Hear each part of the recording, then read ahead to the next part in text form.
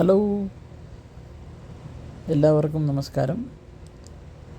ഞാൻ ഒരു 9-10 വർഷമായി ഷിപ്പിൽ വർക്ക് ചെയ്യുകയാണെങ്കിലും ഞാൻ ആദ്യമായിട്ടാണ് ഒരു വ്ളോഗ് ചെയ്യുന്നത്, അഥവാ ഒരു വ്ളോഗ് പോസ്റ്റ് ചെയ്യുന്നത്.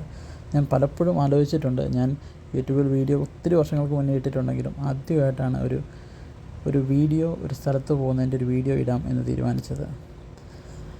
അപ്പം അതിനുവേണ്ടി സെലക്ട് ചെയ്ത സ്ഥലം നിങ്ങൾ ഓർക്കുന്ന കാണും. ഞാൻ എന്തുകൊണ്ട് ഈ സ്ഥലം ആദ്യത്തെ എൻ്റെ വ്ളോഗിൽ ഈ സ്ഥലം ചൂസ് ചെയ്തു എന്ന്. അപ്പോൾ ഞാൻ ഇന്നിടാൻ പോകുന്ന വീഡിയോ സൗത്ത് അമേരിക്കയിലെ ഏറ്റവും ദ മോസ്റ്റ് ബ്യൂട്ടിഫുൾ സെമെട്രി അഥവാ സെമിത്തേരിയിലേക്കുള്ള യാത്രയാണ്. ഇത് പോകുന്ന വഴിയിൽ പട്ടിയെ ഞങ്ങൾ കണ്ടു. പട്ടി എനിക്ക് നല്ല പേടിയാണ്, അതുകൊണ്ട് ഞാൻ ഇത്തിരി ദൂരെ നിന്നാണ് കണ്ടത്. പക്ഷേ കാണാൻ നല്ല ഭംഗിയുള്ളതുകൊണ്ടാണ് ഞാനതിൻ്റെ വീഡിയോ എടുത്തത്. ഇവിടെ ഇതുപോലെ പട്ടികളിങ്ങനെ അലഞ്ഞിരിഞ്ഞ് നടക്കും. അതിനകത്ത് ഇവിടെ ഉള്ളവർക്കതൊരു പേടിയല്ല. എന്തായാലും അപ്പം ഞാൻ തിരിച്ച് സിമെട്രിയിലേക്ക് വരാം. അപ്പം നമ്മൾ കാണാൻ പോകുന്ന സിമെട്രി സൗത്ത് അമേരിക്കയിലെ ഏറ്റവും ബ്യൂട്ടിഫുൾ ആൻഡ് ബിഗസ്റ്റ് സിമെട്രിയാണ്.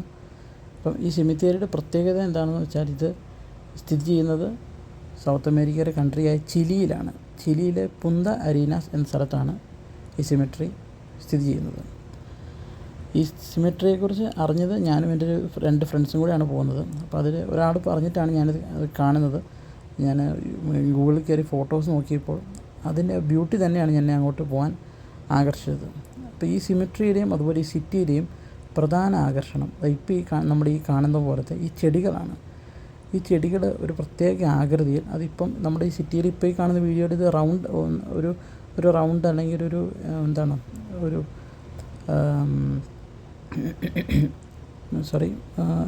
നമുക്കൊരു റൗണ്ടെന്ന് പറയാം, ഒരു ബോളിൻ്റെ പോലെ രീതിയിലാണ് ഇത് വെട്ടിയെടുത്തിരിക്കുന്നതെങ്കിൽ സിമെട്രിയിൽ ഇത് വേറൊരു ഷേപ്പിലാണ് ചെയ്തിരിക്കുന്നത്. അപ്പം ഞാനിതൊന്ന് അടുത്ത് പോയി നോക്കി ഇതെന്ത് ചെടിയാണെന്ന്. നമ്മുടെ നാട്ടിലൊക്കെ ഈ നമ്മുടെ ഗാർഡനിലൊക്കെ വെക്കുന്ന ചെടികളാണ്. എസ്പെഷ്യലി ഇത് ഹൈ റേഞ്ച് ഏരിയാസിലൊക്കെ പണ്ട് തൊട്ടേ ഉള്ളൊരു ചെടിയാണ് ഈ ചെടി. ഈ ചെടികൾ കണ്ടാലേ അറിയാം, തടി കണ്ടാലേ അറിയാം ഇതിന് നല്ല വർഷങ്ങളായിട്ടുള്ള പഴക്കമുണ്ട്. ഇത് കണ്ടോ, ഇപ്പം നമുക്ക് കണ്ടാലറിയാം ഇത് നമ്മുടെ നാട്ടിലുള്ള ചെടി തന്നെയാണ്, ഗാർഡനിലൊക്കെ ഉള്ള ചെടിയാണ്. പക്ഷേ ഇത് വർഷങ്ങൾ പഴക്കമുണ്ട് ഇതിൻ്റെ മരം കണ്ടാലേ അറിയാം ഇതൊരു മിനിമം ഒരു 100 വർഷത്തിന് മേളിൽ പഴക്കമുണ്ട്. എന്നിട്ടാണ് ഇത് നല്ല വൃത്തിയായിട്ട് ഒരു വെട്ടി ഒതുക്കി ഈ സിറ്റി ഫുള്ള് ഇങ്ങനെയുണ്ട്. അപ്പം ശരിക്കും ഞങ്ങൾ പോകുന്നത് ഞങ്ങൾ ഷിപ്പിൽ നിന്ന് ഒരു 15 മിനിറ്റ് നടക്കാനുള്ള ദൂരമേ ഉള്ളൂ നമ്മുടെ സിമെട്രിയിലേക്ക്. അതുകൊണ്ട് ഞങ്ങൾ നടന്നു പോയേക്കാൻ തീരുമാനിച്ചു. ചില സ്ഥലങ്ങളിൽ ഞങ്ങൾ പോകുമ്പോഴത്തേക്ക് ദൂരം കൂടിയ സ്ഥലങ്ങളൊക്കെ ആണെങ്കിൽ ഞങ്ങൾ ചിലപ്പോൾ ടാക്സി വിളിച്ച് അല്ലെങ്കിൽ മറ്റെന്തെങ്കിലുമൊക്കെ ഒരു യാത്രാമാർഗ്ഗങ്ങൾ സ്വീകരിക്കാറുണ്ട്. അപ്പോൾ ഇപ്പം ഞങ്ങൾ കാണുന്ന ഒരു പള്ളിയാണ്. അപ്പോൾ പള്ളിയെ കണ്ടു. നല്ലൊരു ബ്യൂട്ടിഫുൾ ആർക്കിടെക്ചർ തന്നെയാണ് പള്ളി, ഒരു പഴയ പള്ളിയാണെന്ന് തോന്നുന്നു.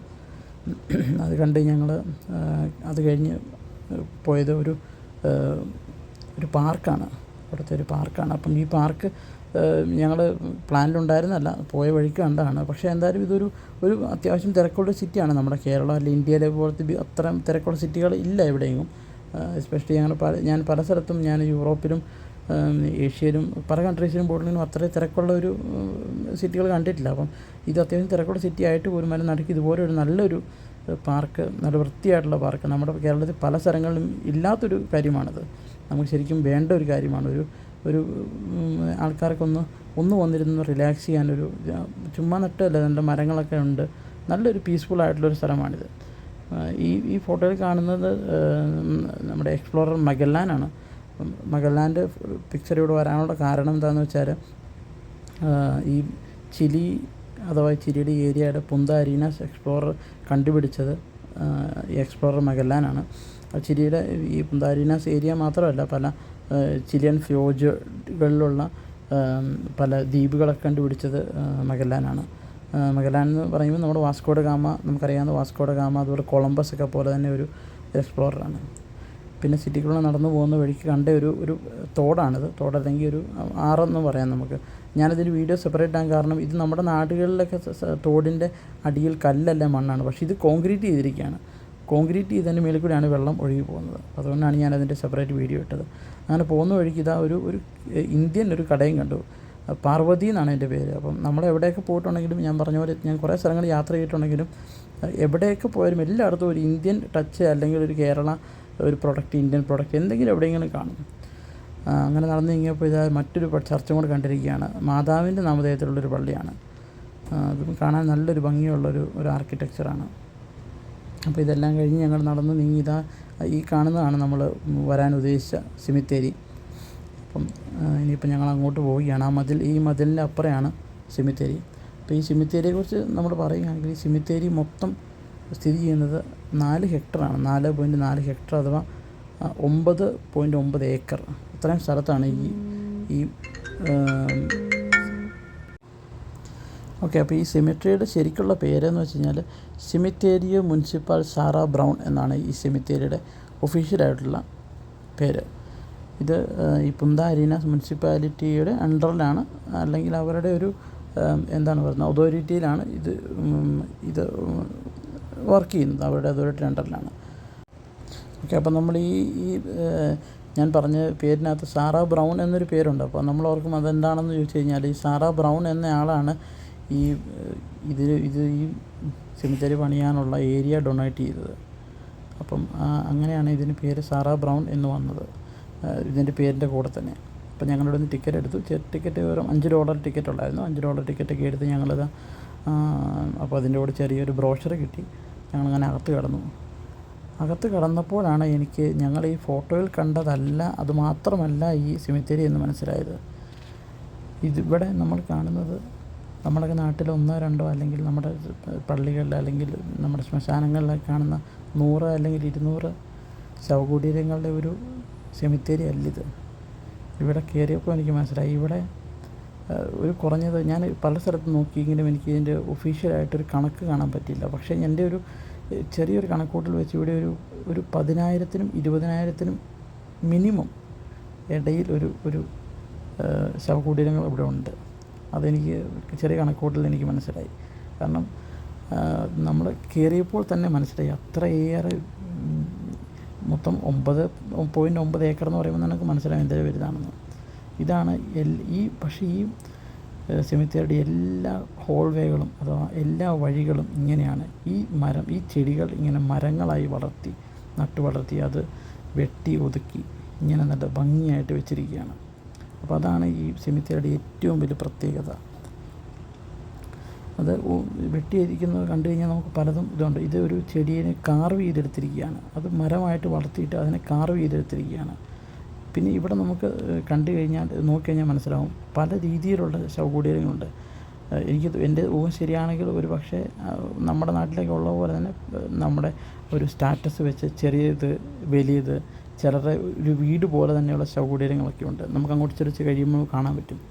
അപ്പോൾ അങ്ങനെ പല രീതിയിലുള്ള 9-10 ഏക്കർ നിറച്ച് ശവകുടീരങ്ങളിങ്ങനെ നിറഞ്ഞു കിടക്കുകയാണ്. അപ്പോൾ ഞങ്ങൾ ആദ്യം ഓർത്തു ചിലപ്പോൾ ഇത് വർക്ക് ചെയ്യുന്നില്ല, അല്ലെങ്കിൽ ചിലപ്പോൾ ഇപ്പോൾ ഇല്ലായിരിക്കും, ഇത് പഴയത് ഉള്ളായിരിക്കും, അടച്ചതായിരിക്കും. പക്ഷേ ഞങ്ങൾ നോക്കി പലയിടത്തും 2024 വരെ അടക്കിയതും ഞങ്ങൾക്ക് കാണാൻ പറ്റി.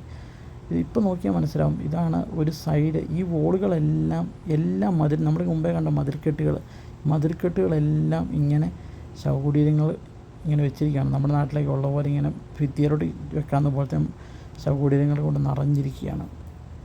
ഇപ്പോൾ നിങ്ങൾക്ക് കണ്ടാൽ മനസ്സിലാവും. ഒരു അന്ത്യമില്ലാത്ത രീതിയിൽ നമുക്ക് കണ്ണെത്താ ദൂരത്ത് ഫുള്ള് സെമിത്തേരി ഇങ്ങനെ നിറഞ്ഞു കിടക്കുകയാണ്.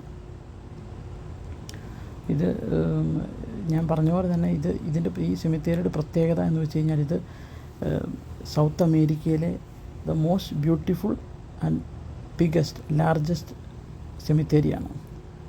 ചിലിയിലെ പുന്ത അരീനാസിലാണ് ഇത് സ്ഥിതി ചെയ്യുന്നത്. അതുപോലെ ഇതിൻ്റെ മറ്റൊരു പ്രത്യേകത എന്ന് വെച്ച് കഴിഞ്ഞാൽ CNN-ൻ്റെ വേൾഡ് മോസ്റ്റ് ബ്യൂട്ടിഫുൾ സെമിട്രിയിൽ ലിസ്റ്റ് ചെയ്ത ഒരു സെമിട്രിയാണ്. CNN-ൻ്റെ വേൾഡ് മോസ്റ്റ് ബ്യൂട്ടിഫുൾ സെമിട്രീസ് ലിസ്റ്റ് ചെയ്തിട്ടുള്ള ഒരു സെമിട്രിയാണ്. അതുപോലെ ഇത് 2012 നാഷണൽ മോണ്യുമെൻ്റ് ഓഫ് ചിലി ആയിട്ടും സെലക്ട് ചെയ്ത ഒരു മോണ്യുമെൻ്റാണ്, അല്ലെങ്കിൽ ഒരു സെമിത്തേരിയാണ്. ഇതാണ് ഞാൻ പറഞ്ഞത്. ചില സെമിത്തേരികൾ അവർ വീട് പോലെ അല്ലെങ്കിൽ ഒരു ചാപ്പൽ പോലെയൊക്കെ ആക്കിയെടുത്തിട്ടുണ്ട്. അപ്പോൾ ഞാൻ ആദ്യം ഓർത്ത ഒരു ചാപ്പലായിരുന്നു. പക്ഷേ ചാപ്പലല്ല, ഇതുപോലെ ഓരോരുത്തരുടെ ഒരു വലിയ ആൾക്കാരുടെ സെമിത്തേരികൾ അവർ പ്രത്യേകത ആയിട്ട് അങ്ങനെ ഉണ്ടാക്കി വെച്ചിരിക്കുകയാണ്. ഇവിടെ ഞാൻ ലിസ്റ്റ് വായിച്ച് വെച്ച് ഇവിടെ ഒത്തിരി പ്രശസ്തരായ ആൾക്കാരുടെ സെമിത്തേരികളും ഇതിനകത്തുണ്ട്. മെയിനായിട്ട് ഈ സാറ ബ്രൗൺ എന്ന് പറഞ്ഞ് ഈ സ്ഥലം ഡൊണേറ്റ് ചെയ്ത സാറ ബ്രൗണിൻ്റെ ബോഡി ഇവിടെയുണ്ട്, ശവകുടീരം ഇവിടെയുണ്ട്. അതുപോലെ പലരും ഉണ്ട്. പക്ഷെ നമ്മൾക്കങ്ങനെ അറിയാവുന്നവരില്ല. പക്ഷെ ഞാൻ അതിനകത്തൊരു സ്ട്രേഞ്ചായിട്ട് ഒരു ഇന്ത്യൻ ഒരാളുടെ ഞാൻ കണ്ടു. അത് അയാളെന്ന് വെച്ചാൽ നമ്മുടെ ഇന്ത്യയിൽ താമസിച്ചല്ല, ഇന്ത്യയുമായിട്ട് കണക്ഷനുള്ള ഒരാളുടെ ഒരു ഇതുമുണ്ട്. അതും ഇവരുടെ ആ ബ്രോഷറിലുണ്ടായിരുന്നു. അപ്പം ഇവരുടെ അവിടെ ഒരു ആർമിയിൽ നിന്ന് കണ്ട് വർക്ക് ചെയ്ത ഒരു ഇന്ത്യൻ വേറുള്ള ഒരാൾ, അങ്ങനെയാണ്. അപ്പം പല രീതിയിലും ഒത്തിരി പ്രശസ്തരായിട്ടുള്ള ആൾക്കാരൊക്കെ ഉണ്ട് ഇതിനകത്ത്. അപ്പം പിന്നെ ഇതിൻ്റെ ഒരു വേറൊരു പ്രത്യേകത എന്ന് വെച്ച് കഴിഞ്ഞാൽ, ഈ സാറ ബ്രൗണിന് ഈ സ്ഥലം ഡൊണേറ്റ് ചെയ്തപ്പോൾ സാറ ബ്രൗണിനൊരു ആഗ്രഹം ഉണ്ടായിരുന്നു. സാറ ബ്രൗൺ മരിച്ചു കഴിയുമ്പോൾ ഇതിൻ്റെ മെയിൻ ഗേറ്റ് ക്ലോസ് ചെയ്യണമെന്ന്. സാറ ബ്രൗൺ മരിച്ച് അടക്കിയതിന് ശേഷം ഇന്നേ വരെ അതിൻ്റെ മെയിൻ ഗേറ്റ് ഓപ്പൺ ചെയ്തിട്ടില്ല. അപ്പോൾ ഞങ്ങൾ ഇതെല്ലാം കണ്ടിറങ്ങി ഞങ്ങൾ പയ്യെ കുറച്ചും കൂടെ സിറ്റിയൊക്കെ ഒന്ന് കറങ്ങി സിറ്റിയിലെ ഭംഗിയൊക്കെ ആസ്വദിച്ച് ഞങ്ങളിങ്ങനെ നടന്ന് ഇത് ഞങ്ങൾ സീയുടെ സൈഡിലെത്തി.